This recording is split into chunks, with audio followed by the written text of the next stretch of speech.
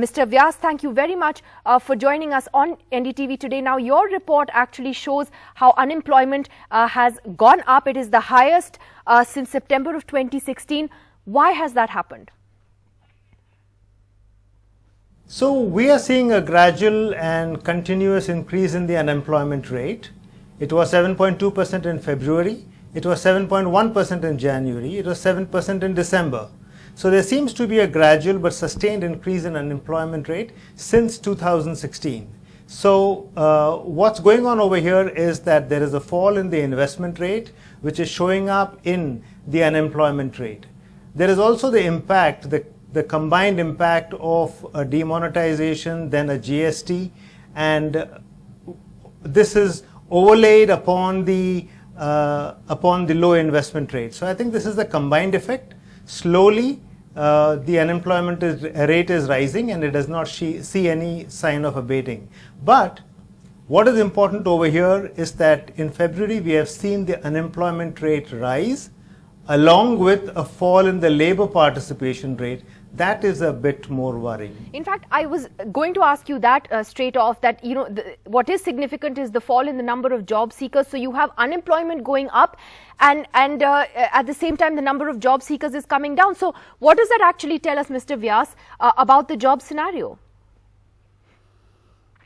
So the number of job seekers is not falling. It has actually risen quite substantially. What is happening is that the proportion of working age population that is coming into the labor market is not rising. So we are seeing this number actually falls on a sustained basis from 2016. So as unemployment is rising, the labor participation rate is falling, which means that the number of people, the proportion of people who are actually getting employment is falling. And that number in February 2019 was really very low. It was below 40%, which means less than 40% of the people who actually can join the labor force are actually working. That's a very low rate. Well, the government has still not officially released any data on the jobs numbers. As you know, Mr. Vyas, after burying the NSSO report that had shown unemployment at a 45-year high a couple of months ago, do you think that there is an urgent need then for the government to come out with these numbers and make it clear what the next steps need to be?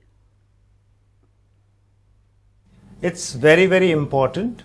The government should not bury any official report that has been produced by the official statistical machinery. It actually does multiple damages at multiple levels.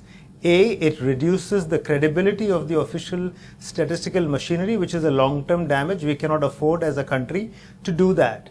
B, if the government does not release the numbers, we will not know what's going on. If we do not know what's going on, we cannot diagnose the problem, we cannot find the solution if there's a problem, or strategize for the future.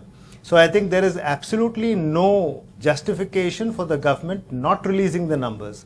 If there is a difference of opinion, let everyone have a difference of opinion with the numbers. Let there be a debate around the number. But holding back the numbers implies that only the government knows what is right and what is wrong with the numbers. That does not make sense. And then what is your outlook for the year ahead? As you say in your report, there's a gradual increase in unemployment. Is it going to be more of the same? I think so. I think the future looks very gloomy to me because I don't see investments picking up and I don't see entrepreneurs getting enthused in any way of investing. The government itself is not investing. Its capital expenditure expenses have been very low. And although it has budgeted a lot for the next year, but we don't really have a budget for the next year. So whether it is the private sector or the public sector, the likelihood of investments actually jumping up in the next year is very low. And if we don't have investments, it is not possible for employment to grow. Well, finally, Mr. Vyas, we're at the moment witnessing the way national security and nationalism is playing out as a political issue far more than, the jobs issue. Do you think that this is going to matter more? I hope not. I don't think the country as a whole is more interested in war with Pakistan compared to getting jobs. If we get jobs, we are much better off than dealing with Pakistan. I believe that Pakistan is best dealt through dialogue. There is no modern example of anything which is very aggressive solving a problem with a neighbor. So I think what is more important is that the economy, the Indian economy, does grow and grow in a fashion that generates more jobs, better livelihood, better quality jobs to its people.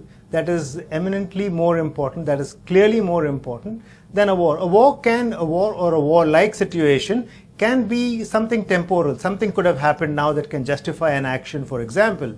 But that's certainly not what we are looking into for the near future. We are not saying that we'll keep on having this aggressive stance with our neighbors for 2020, 2021 and 22 and so on and so forth. For 19, 20, 21, 22 we require jobs. So jobs is the most important problem. Jobs is the war that we should be fighting. Jobs is the war that we should be fighting. Mahesh Vyas, thank you very much for joining us. One of India's most foremost experts on jobs and on employment there, speaking to us.